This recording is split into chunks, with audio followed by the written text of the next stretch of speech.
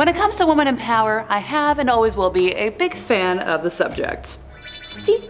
Watching women leave their mark in history is so inspiring, and while I don't measure up to the woman on today's list, I try to do the same in my life.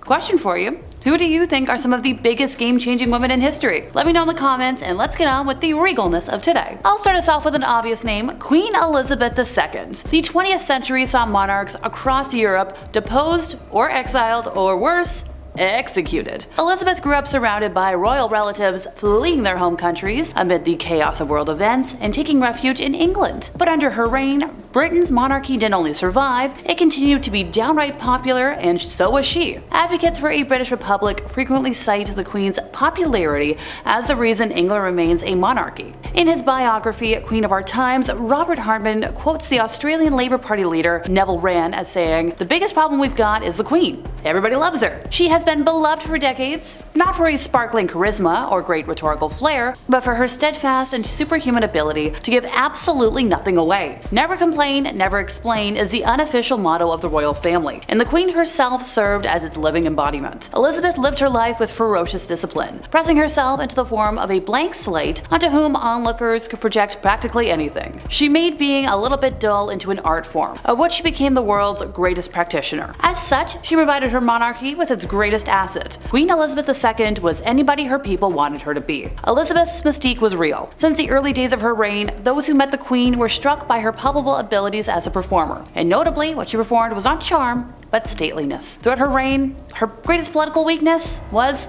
you guessed it, just being a bit boring. Over the past decade's flurry of royal weddings, gossip, and scandal, the Queen's blank slate has allowed onlookers to imaginatively ally her with whichever camp they pleased, which is so brilliant. Queen Mary I is a ruler who could have reserved a place in common history simply as the first woman ever to be the Queen of England, but she's also remembered as Bloody Mary, a name she acquired because of her staunch and violent opposition to the Reformation. Look, the interwebs don't like the B word, so I had to spell it out. I hope you figured out what I was trying to say. The most controversial part of her reign was her religious policy. Despite promises a month into her rise to the throne that she would not pursue forced conversion of Protestants, Mary had leading Protestant churchmen imprisoned. She sought to reaffirm papal jurisdiction over England, and when the deal with Rome succeeded, the Heresy Acts were reinstated, which allowed for burning of heretics. This sent a wave of fear throughout England, and around 800 Protestant nobles immediately fled the country, and in February of 1555, the executions began. Protestant Archbishop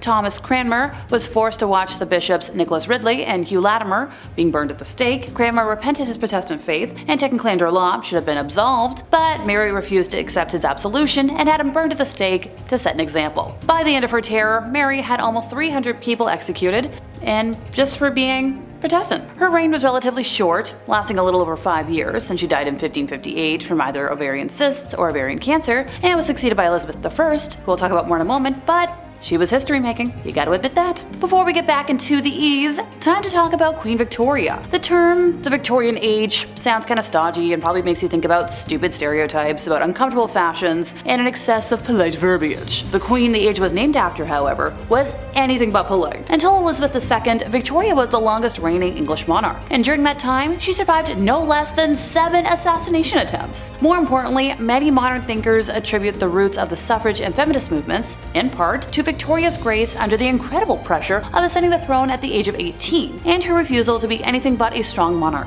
In her first 18 years before that, Victoria spent every waking minute in the company of her mother and uncle, preparing for the eventual day where she would don a crown and become the ruler of the British Empire. When that day arrived, she became only the 4th woman in history to take on the role. Despite her youth and inexperience, this determined woman changed the world and how it viewed the British monarchy forever. Her first order as queen was to be given an hour alone. For the previous 18 years, she had to be with somebody at all times, and well, that's because she was sick of it. She then exiled her mother to the other side of the palace, and her mother wasn't allowed to speak to Victoria unless requested by Victoria herself. Goals. While her role as queen was largely ceremonial in the United Kingdom's constitutional monarchy, she nonetheless managed to cause a government crisis when she refused to allow a new prime minister to replace the ladies of her court with ones from his political party. Honestly, a girl boss. Next up, we have Zetian. Look, I know I said in the title of today that I'd be talking about queens, but I support all women's impacts on history, and rulers in other countries tend to have different titles to their equivalent of queens. Also, princesses count as well. Look, I'm wearing the crown right now,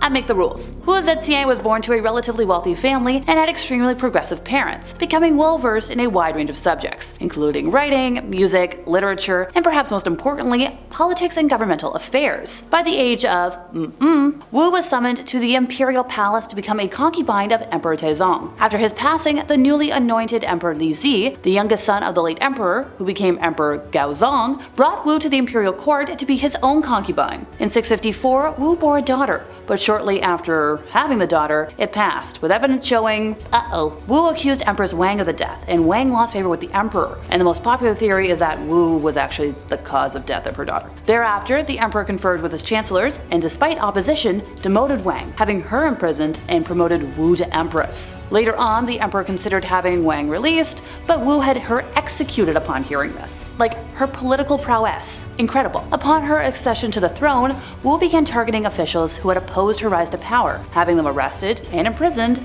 exiled, forced to take their own lives, or executed. In 664, she accused several officials of witchcraft and had them, sentenced to death, and their families became slaves within the imperial palace. In another incident, she ended the life of her niece with poison, accused 2 others of the death, and that was the end of them. She did eventually pass after repeated bouts with illness, but not without leaving her mark on history. I'm not saying she was a great woman in terms of ethics, but the mark she had, you gotta admit, historical. Next up, Queen Boudica. Back when Britain was an island full of warring tribes, Boudica inherited her kingdom from her husband, despite his will ceding control to the Roman emperor. Since Roman rule wasn't particularly benevolent or beneficial to the Iceni people, Boudica wasn't just robbed of her kingdom, but harmed and taken advantage of. So she then led a revolt against Rome, raising a massive army of 100,000 people and killing nearly that many as she raided her way across the province. Fond of riding a chariot flanked by her daughters, Boudica enjoyed early successes, but in a pattern that Rome repeated many times, the empire slowly organized and recovered from the shock, and the British rebels were destroyed. No one's entirely certain what happened to Boudica or her body, but her legacy as one of the most dangerous women who ever lived survives to this day. Alrighty, time for a monarch I've made you wait for. Queen Elizabeth I. So she isn't exactly known for her fighting abilities or her military strength, although she did hold her kingdom together at a moment in history when it came closer to falling apart than ever before. But what really makes the Virgin Queen such a fierce historical figure is the way she played the political game, turning her historical disadvantages, her gender, into her most powerful playing card. Elizabeth I used her marriage and reproductive prospects ruthlessly and brilliantly, first to shore up her claim to the throne, and later to manipulate the powerful men who sought to supplant, stifle, or assassinate her. Considering she ascended to the throne after being imprisoned and nearly executed, she is certainly one of the fiercest queens in history. Alright, we got another instance of technically not a queen, but a lady ruler, Julia Agrippina, also referred to as Agrippina the Younger, was Roman empress from 49 to 54 AD, the 4th wife and niece of Emperor Claudius and the mother of Nero. After the death of her first husband, Agrippina tried to make shameless advances to the future Emperor Galba, who showed no interest in her and was devoted to his wife, Aemilia Lepida. On one occasion, Galba's mother-in-law gave Agrippina a public reprimand and a slap in the face before a whole bevy of married women. Whoopsies. But Agrippina was one of the most prominent women in the Julio-Claudian dynasty, functioning as a behind-the-scenes advisor in the affairs of the Roman state via powerful political ties. She maneuvered her son Nero into the line of succession. Now, Claudius became aware of her plotting, but died in 54, and it was rumored that Agrippina was the one who poisoned him. Agrippina exerted a commanding influence in the early years of Nero's reign, but in 59 she was killed. But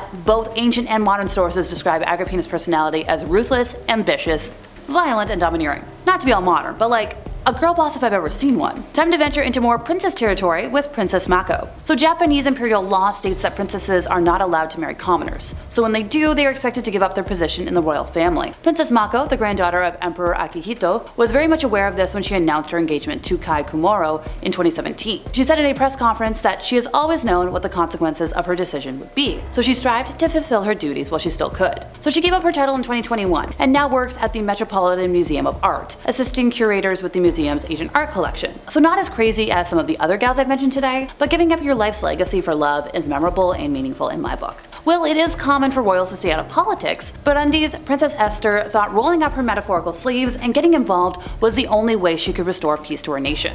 After spending time in exile in France, after her father and uncle's assassination in the 1970s, she became France's first black model before deciding to return to her homeland and run for president. Even though her presidential bid was ultimately unsuccessful, she was able to show the young generation, especially women, that nothing is impossible. Incredible. So we're ending off today with the iconic Diana, Princess of Wales. Both before and after her ill-fated marriage to Prince Charles, Lady Diana Spencer, later the Princess of Wales, never really paid attention to royal rules. Arguably, no royal member since King Edward VIII changed the course of the House of Windsor more than Princess Diana. With Diana came a new vision of royalty, and frankly a harsh reality check on this old institution. Whether it was walking through landmine sites, hugging HIV-positive patients, dating billionaires, or being photographed in swimsuits, Diana always made headlines. She defied the royal family's unwritten rule of never complain, never explain, choosing to speak to the media about her struggles with postnatal depression, bulimia, and inspiring others to seek help. There will never be somebody like her. And that brings me to the end of my time once again, folks. I've been Alexa, your resident emo girly, and if you enjoyed my ramblings today, could you help us out by giving this video a like, subscribing if you aren't already,